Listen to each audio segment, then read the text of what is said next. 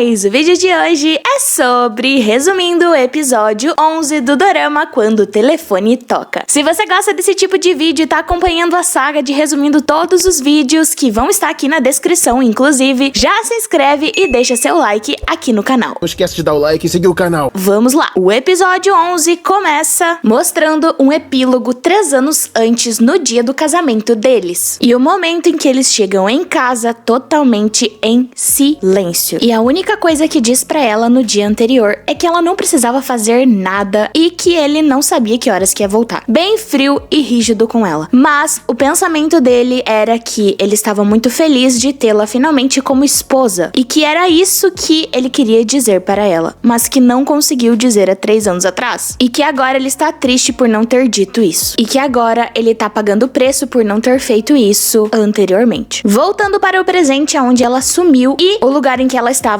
pegando fogo e ele foi atrás dela a procurando por todo canto. E repete as cenas do episódio anterior que ela queria proteger ele, por isso que bateu o carro naquela velocidade. E principalmente ela dizendo que amava ele antes de bater com o carro. Ele vai correndo atrás dela com o carro, mas quando olha no GPS, vê que ela está caída dentro de um lago e não sabe o que fazer. Então recebe uma ligação da polícia, dizendo que encontraram aonde ela se acidentou e que meio que caiu de um penhasco até um lago. E que a polícia vai começar as buscas a partir de agora. O pai do Seon e a irmã da Hee-ju ficam muito tristes com isso, por ter acontecido aquilo com a Hee-ju. E a mãe da Hee-ju também lamenta por ter acontecido isso com a filha dela. E o Seon, nessa situação, fica com uma cara de desconfiado com o que está acontecendo. E descobre que a mãe dele não está ali no local. E até mesmo nas câmeras ela não aparece. Na qual o Seon realmente está desconfiado dela. Ele até vai para um lugar estranho, acha a chave do carro da mãe dele e entra para ver as câmeras de segurança do carro. Mas descobre que elas foram deletadas, as imagens. E manda para o policial as recuperar. E quando está indo embora, a mãe dele acaba saindo e acendendo a luz. Então eles conversam. E ele percebe que ela não está triste com a situação. E que sim, ela deveria sentir alguma coisa. Ela diz que não está nada triste agora, pois ficou muito triste antigamente quando perdeu o seu filho. E que o pai do Seon que disse que ele tinha morrido afogado em um lago enquanto eles pescavam. E que ela tinha vários pesadelos com o filho afogado em um lago. E sempre que via uma pessoa afogada, se tremia toda de medo. E que agora quem ia ter pesadelos e sofrer era o Seon e não mais ela. E acaba a conversa ali. No outro dia, a Yurim, a porta-voz, acaba fazendo uma apresentação e dizendo que a Hee-ju ainda está desaparecida e que é pra todo mundo ajudar ela a encontrar. Ela fica bem abalada com o sumiço da Hee-ju. Então ela se encontra com o Sang-woo e eles conversam sobre isso. E ela fica muito triste com isso. Ele pergunta se ela não quer saber como que ele sabia de tudo isso. Então ela diz que o que ele não tinha e não podia contar pra ela era sobre a Hee-ju e ele concorda. Ele pede desculpa por não ter contado e até diz que a Hee-ju sabe falar pra ela. Ela fica um pouco surpresa. As buscas pela Hee-ju continuam lá no lago com vários voluntários e amigos dela que estão preocupados. Seon também está procurando e a polícia até encontra o celular dela como pista, mas ainda ela não foi encontrada. E ele ainda está desconfiando da sua ex-mãe. Em uma coletiva de imprensa, o ex-pai do Seon acaba dizendo tudo o que aconteceu sobre o ex-filho, o Seon, e como que ele foi parar na família, que o filho dele antigo tinha dado como morto e que o Seon morava naquele lugar onde o filho deles morreu, entre aspas. Então foi assim que eles encontraram o Seon de mentira. E nessa conferência, ele acaba mentindo em algumas partes, principalmente quando um jornalista pede pra ele informações e pede se o filho dele verdadeiro estava chantageando o Seon. E ele diz que não. Mas o jornalista fica incrédulo com isso e acaba mostrando algumas provas de que sim, o filho verdadeiro deles estava chantageando o Seon. E eles ficam chocados com isso. O jornalista até mostra uma prova do cúmplice do filho deles, dizendo que ele era culpado sobre tudo que estava acontecendo com o Seon. E que o secretário do Seon até seguiu o filho deles até alguns lugares para descobrir se ele podia ou não ajudar na vingança para com o Baek-seon. E ele até mesmo achou que o bandido era uma vítima de tudo o que aconteceu. Ele não deixa de ser, mas ele também não é uma pessoa muito boa, né? Vamos concordar. Nesse áudio ele até dizia que o Park Chan-o, que era o verdadeiro pai do Seon, matava as crianças daquele local e depois as enterrava por lá. Então eles acabam meio que terminando com esse áudio, pois eles queriam encobrir isso, né? Vamos deixar isso bem claro. E logo em seguida, 5 segundos depois, A polícia chega pra prender a mãe do Seon, dizendo que ela pode ser a autora do crime de homicídio, né? E prendem ela. Na mãe da Hee-ju, ela tá muito triste pelo desaparecimento da filha e acaba meio que se arrependendo um pouco das coisas que fez. E chora com isso. Na,